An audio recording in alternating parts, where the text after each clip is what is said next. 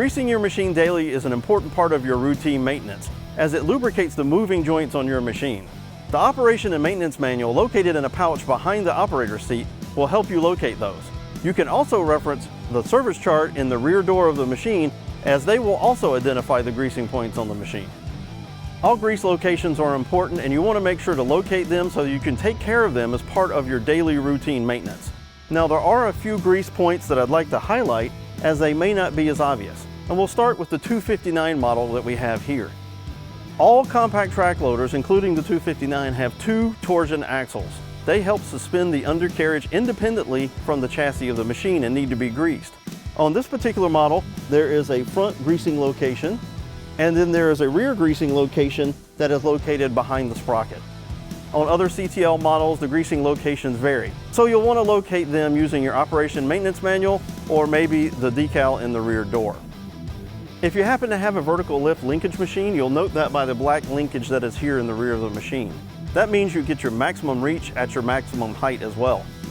They'll also be required to have a couple of extra grease points when you have this linkage, and let's point out a couple of those locations specifically.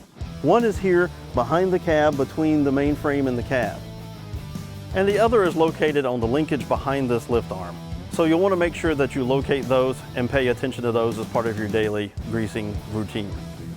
Now, as I said, all grease points are important, but the ones in the front of the machine are extra important. That's because this is the part of the machine that spends its time down in the material and dirt that the machine is working in. So again, you want to pay special attention on your daily greasing routine to these points. One is located here where the coupler connects to the lift arms. There's another one up here on your tilt cylinder, out here behind the linkage.